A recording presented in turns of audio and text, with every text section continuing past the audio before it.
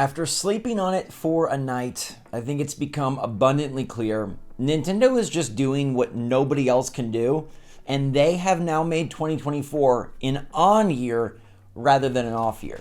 Good morning, Mario, and good morning, Switch fans. The Direct of the year was yesterday, the first Direct in nearly a year, and a Direct that I think really solved this year.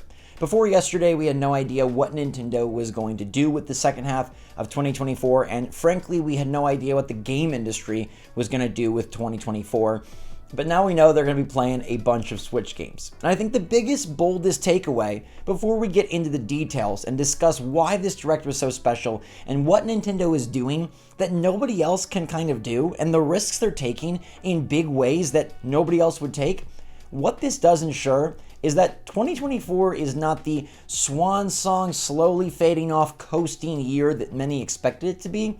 2024 is actually just a normal Switch year full of a lot of really cool games and great ideas that only Nintendo would be bold enough to take on. So what's going on, everybody? It's Zach from SwitchForce. Hit that like button if you enjoy these videos and let me know your day after take on the Direct. I want to give it some time this time because often I drop my review an hour after the Direct comes out, and I think it's important to think about the showcase, to go over the games and to sort of let the hype pass and see where it ends up 24 hours later. You know, Metroid Prime 4 was one of the most exciting reveals of our lives, I think.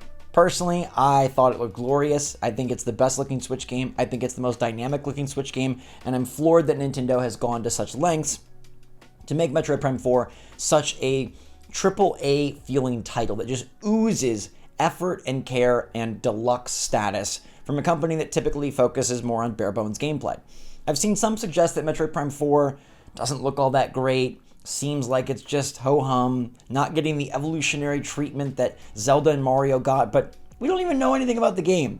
They showed us like a minute and a half of gameplay, which was pretty sick to actually get gameplay right away. Again, I cannot applaud Nintendo enough for just dropping us straight into the visor of Samus and saying, here's what we've been working on. That is amazing. But what will that game be? Will it have open world elements? Will it be planet to planet? Will it be super linear? Will there be new mechanics and new gameplay? We don't know. We'll have to wait till later this year or maybe even next year to truly find out. And with all those new titles revealed, you will need somewhere to save them, and that's why SwitchForce gives the seal of approval to the Lexar Play Card, the very best, safest, fastest memory card on the Switch with new improved blazing speeds, up to 1 terabyte of storage. This is the memory card to get for now and for the future. Put Zelda on it, put Mario Party on it, put Mario and Luigi on it, put all of the indies, all of third-party games. Heck, put your entire library on a terabyte. It will hold it, and that's why I love this card. Every time you click the link in the description down below, it also helps support the channel, which is awesome and allows me to keep doing this show. So make sure to click the link in the description down below and get the best Nintendo Switch memory card for your Switch today. But we don't have to wait till next year or even that many months to find out that Nintendo can be bolder than anybody else. Look around the industry right now. New ideas are scary, new ideas are risky, and new IP, new ideas, new anything just often seem to fall flat, and even when successful, a game like Hi-Fi Rush can lead to a studio closure. Right now, we have major publishers kind of taking it easy, kind of trying to figure it out, kind of trying to get over the hump of maybe the difficulty that COVID and the pandemic brought them, and so 2024 is pretty empty. But not only is Nintendo packing in the releases for 2024, they're packing in unique, awesome releases. Let's start with The Legend of Zelda: Echoes of Wisdom, which is not getting enough credit. I was so sick to my stomach to see some people saying that they would have preferred to get Wind Waker over this brand new, bold 2D Zelda. Now, I understand if you have love for Wind Waker, and I know we've talked about that game coming to Switch for years now. Will it come? Will it not? There's other ways for you to play it, and I hope you realize that Nintendo is being far more bold and adventurous with this title than they would be just releasing Wind Waker. But bold and adventurous has gained Nintendo so much ground. Bold and adventurous is what led them to making the Nintendo Switch. Bold and adventurous is what led them to making Breath of the Wild and Tears of the Kingdom big open world, unusual Zelda adventures.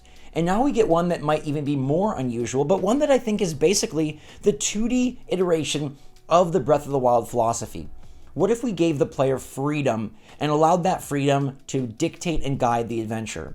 When you see the 2D world that Zelda is now the main character of, don't think of it as a normal 2D world, because in this 2D world, you can build a catalog of items that you get to decide how to use to solve the puzzles and progress through the game. What does that sound like? Breath of the Wild. Nintendo took the ideology that made Breath of the Wild so darn appealing and so addictive and applied it to a 2D Zelda while swapping out the main character for the first time in the franchise and doing something that nobody else would really like to do. Take a big bold risk with a known IP, but maybe do something different. Look at Gears of War. Rather than even continue on with the successful Gears of War 5 franchise, they go back to E-Day. They go back to Marcus and Dom, who they know are going to win because they're big, beefy white dudes, and that's what everybody wants, right? So they're going to do that. It seems market research dictated that decision, and they're making a game that's a prequel, even though they haven't finished the sequel trilogy. Meanwhile, Sony has Astrobot, which I do agree is a clever, bold decision. But other than that, it is a down year. They don't have much new. They don't got any new IP, and they're going to bank and rely on, hopefully, sales of already existing evergreen games and expensive software in PSVR 2, which isn't selling very much, and the PlayStation 5 Pro, which probably will sell pretty well. But Nintendo is swapping out Link for Zelda and saying, hey, let's give you something truly genius, truly innovative, and truly awesome, where a trampoline, a bed, and a captured enemy will help you change the world of Zelda as you know it. This reminds me a lot of Nintendo going after Princess Peach and bringing back the Mario RPG franchise, and you can see that Nintendo is willing to take risks rather than play it safe. Yes, they are safely using characters that they know do well and sell well, but they're not playing it safe with the genres. They could pump out a new platformer every year, but instead they decide to bring back Mario and Luigi Brothership, a franchise that was basically cemented into the handheld era by the closure of Alpha Dream, but hey, it's resurrected, and many that worked on the past games are still with Nintendo and ready to roll. Ready to deliver not only an awesome eccentric Mario with hopefully great humor, but one with an eclectic art style. That's not how Mario typically looks. We know Nintendo already experimented with Mario Wonder, giving quirkiness and craziness to the Mario franchise, bringing in new animation style, a new voice actor, and a new look for the characters. And now they're going even further with this hand-drawn, cel-shaded, awesome, amazing, fantastic, vibrant look for Mario and Luigi Brothership, bringing that franchise to home console. In effect, it's taking many of the 3DS titles, many of the handheld games, and ushering them into the Switch era, moving them to a home console and saying, hey, these kind of games deserve shine too. Mario Party Jamboree is even a mixing of old and new by bringing back fan-favorite boards and experimenting with brand new minigames, 110 of them, as well as a 20-player online mode that has a lot of similarities to elimination-style games like Fall Guys. It looks really awesome, really exciting, and rather than just make DLC for Mario Party Superstars or deliver Mario Party Superstars 2, Nintendo decided to try and create something new. For everyone that's upset that they didn't release Metroid Prime 2 and 3, Zelda Wind Waker, and Zelda Twilight Princess, they did do new games. They brought a full slate of new titles for the second half of 2024, and they're releasing soon. They showed us games that are coming out in September and October and November, and who knows, there still could be more. I think there's a good chance that a Metroid Prime 2 or 3 could still drop later this year when they revisit Metroid Prime 4, probably in the fall. It's not over for Nintendo, there's still a slot in December, and maybe one of those remasters could still pop up and shine somewhere else. But Nintendo came forward with a bold vision for 2024. They said, we played it safe the first half of the year, and now we're ready to experiment. And that's something that has kept Nintendo youthful, exciting, and at the top of their game for decades now. They're always ready to try a new thing. A stagnant, stale Nintendo is a bad Nintendo for not only fans, but for the industry as well. We have so much stagnation elsewhere. We have so much repetition elsewhere. It begins to feel a bit sad when Nintendo starts to borrow from all the remakes and remasters that we see around the gaming world. But here comes Nintendo in a relatively quiet year, filling the calendar with excitement, interesting titles, and stuff that might feel brand new. That Echoes of Wisdom Zelda game is going to feel brand new. You're playing as Zelda, and you're utilizing a Tri-Wand that has never been featured before, and an idea that feels like it's straight out of Breath of the Wild or Tears of the Kingdom. I'd say it's even bold to highlight Metroid Prime 4, to dive straight into gameplay, and to show that Nintendo can deliver a AAA, bombastic, beautiful visuals, epic scenes and scope, amazing skyboxes type game, a linear adventure with story and intrigue, villains, and all sorts of shooting action, stuff that Nintendo typically doesn't dabble in. This is Nintendo proving that they are not coasting, proving that they are not taking it easy, proving that they are not just trying to phone it in. And it bodes so well for the future of Nintendo Switch 2 and for Nintendo as a whole. If this is what they're giving you on Switch 1, just wait till you see what they give you on Switch 2. If they're ready to give these kind of games, they must be very confident in the software that they've already established for Switch 2, because they're not saving things for that system. And if they are, my goodness, it's going to be a packed 2025. If they are intentionally saving games for Switch 2, and we have a full packed 2025 after a really strong 2024, I think this is going to be an amazing transition and an epic showing of how Nintendo can keep the pedal to the metal without letting up. In generations past, we would have expected Nintendo to just coast through the rest of the year. Nintendo World Championships is an ideal title for coasting, but that's just the July game. Donkey Kong Country Returns HD, an ideal title for a coasting year, but that's not even this year. That's January. Nintendo could have easily shifted Mario and Luigi Brothership or Super Mario Party Jamboree to the next system and replaced that slot with Donkey Kong Country Returns HD, but they opted not to. They want to give a full, perfect fireworks salvo for this holiday season and keep that remaster for early next year. Now, we can have a whole separate discussion on Donkey Kong because I was bummed beyond all belief that they went back to the barrel rather than giving us the first new Donkey Kong adventure for Nintendo Switch.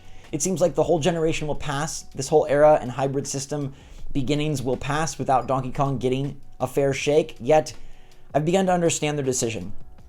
The theme park, the new Donkey Kong World expansion, is heavily based on this game in particular, Donkey Kong Country Returns. So it makes sense that to hype up the theme park and thereby hype up the game, they would release these in concert with each other.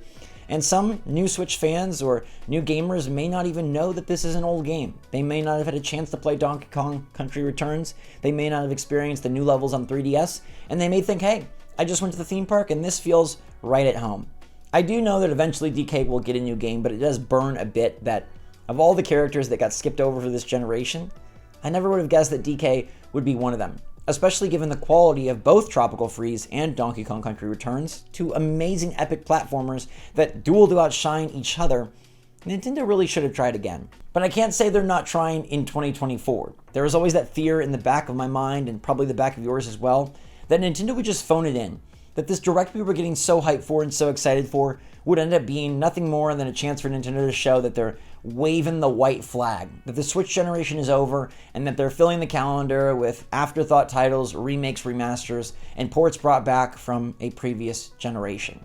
Nintendo actually didn't go with hardly any ports at all, to the dismay of some, but hey, in its place we got new games. And I think yesterday's Nintendo Direct is one of the best they've had in years. In fact, I think it is the best general Direct they've had since the Tears of the Kingdom first reveal back at the last E3 in 2019. I give this Direct a very strong 9 out of 10. I think it was a fantastic showing and had so much ingenuity, so much creativity, and so much newness. Taking risks with franchises like Zelda by swapping in Zelda. Taking risks with Mario and Luigi by going back to a handheld franchise that got a studio closed down. Taking risks by delivering a Switch lineup that isn't just phoning it in, that isn't just saving titles and software for the next system. This was an epic Direct that in some ways saved the 2024 schedule, that filled out the release calendar the fall, which right now is very barren, and now got a lot more bright and a lot more beautiful. Mario and Luigi Brothership will look amazing on your OLED, Super Mario Party Jamboree will be the multiplayer hit of the holidays, and Legend of Zelda Echoes of Wisdom is Tears of the Kingdom and Breath of the Wild in a 2D form factor. I'm guessing that game is going to surprise a lot of people and go down as one of the best Zelda titles, not only of this generation, but of the 2D Zelda era. So let me know what you think about my review and what your review is. Do you agree that Nintendo is doing what others don't do right now? They take risks, they've decided to be bold, and they experimented on franchises that are familiarly successful, but now are trying new things, new tricks, trying to deliver a 2024 that is still exciting while they're on the way out, while they're in the process of transition, and while they could have phoned it in, they absolutely did not. Thanks so much for watching, everybody. Hit that like button if you enjoyed the video, and until next time, stay safe, stay healthy, stay happy, stay positive out there. Love you lots. SwitchForce out.